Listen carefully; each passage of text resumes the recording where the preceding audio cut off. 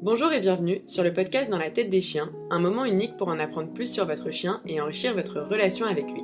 Je m'appelle Alice Mignot, je suis docteure en éthologie et je me suis spécialisée dans la vulgarisation scientifique sur le comportement canin et l'éducation canine bienveillante dans l'objectif de réduire la frontière entre la recherche et le terrain.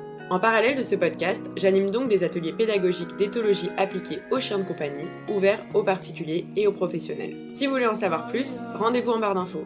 D'ailleurs, si vous souhaitez soutenir le podcast, je vous invite à vous y abonner sur votre plateforme d'écoute et lui mettre 5 étoiles, voire un petit commentaire, afin de me donner du courage et de la visibilité. Bonne écoute! Vous êtes beaucoup à me demander comment canaliser vos propres émotions face à vos chiens, à culpabiliser parce que vous avez engueulé votre chien, parce que vous êtes fatigué de la réactivité de votre chien, ou parce que vous avez l'impression de faire au mieux, mais que ce n'est toujours pas assez. J'ai donc décidé de faire un petit épisode pour vous aider à un peu déculpabiliser. Alors déjà, comme je le répète tout le temps, si on se pose des questions, c'est qu'on fait déjà bien avec notre chien. Le principe, c'est toujours d'essayer de faire au mieux. Alors oui, l'idéal, c'est que votre chien ne vive que des associations positives, que vous ne perdiez jamais votre sang-froid, que vous soyez toujours un humain sécurisant et que vous anticipiez tout dans l'environnement. Mais en fait, le problème majeur, c'est que vous êtes des humains, donc vous ne pouvez pas être parfait ni tout contrôler. Et ça, c'est la vie et il faut vraiment s'y faire.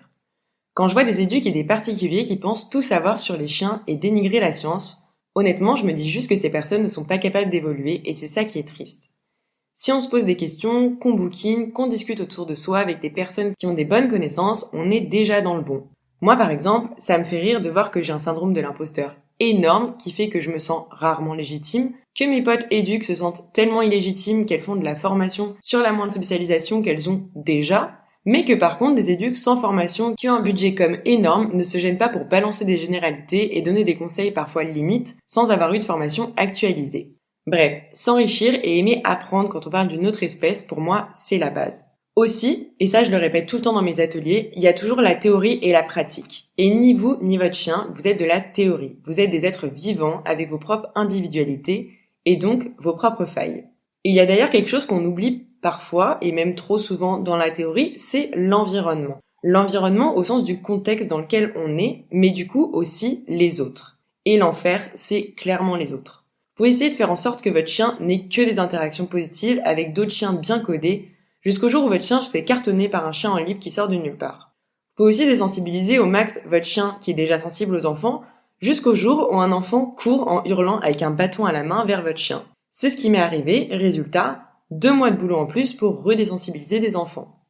En gros, tout ça pour vous dire que vous pouvez faire au mieux, mais que vous ne pouvez pas tout contrôler, en particulier les autres, et ça, faut vraiment réussir à l'accepter. Quand j'ai fait mon petit sondage, vous m'avez beaucoup demandé qu'est-ce qu'on fait dans les moments où on vrille. Alors, surprise, encore une fois, nous sommes humains et imparfaits, et il y a parfois des situations incontrôlables qui font revenir des réflexes violents, typiquement le chien qui aboie sans arrêt, qui va sur les gens pour leur aboyer dessus sans entendre un rappel de son humain, le chien qui va se mettre à courir sur quelque chose et qui va traverser la route, ou tout simplement le chien qui, quand on se balade, va bouffer absolument tout ce qu'il y a par terre. Alors évidemment, taper ou défoncer son chien verbalement, c'est vraiment mal et ce n'est jamais justifié et j'espère que ça ne vous arrivera jamais. Mais ça arrive de gueuler pour rien parce qu'on a peur tout simplement. Et dans ces moments-là, il faut surtout réfléchir à ce qui se passe dans la tête de votre chien. C'est sûrement des situations qui sont difficiles à gérer pour lui et il est nécessaire de se faire accompagner pour identifier le problème et surtout trouver d'autres solutions que de se retrouver complètement débordé.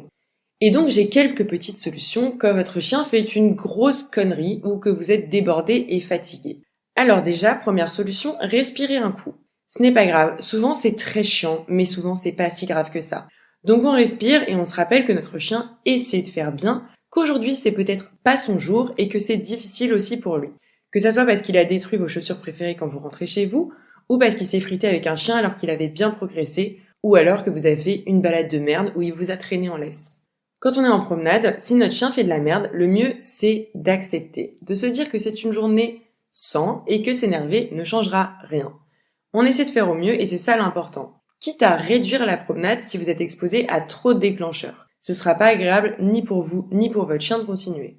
J'ai eu un très bon conseil de mon éducatrice et je pense que tout le monde devrait l'avoir. Quand on rentre chez soi et qu'on a passé une journée complètement pourrie, il vaut mieux se poser 5 minutes, boire un thé ou un verre de vin, puis promener son chien, plutôt que d'aller le promener direct dans l'empressement et avec déjà, nous, tout notre empilement de déclencheurs et de faire une balade complètement nulle.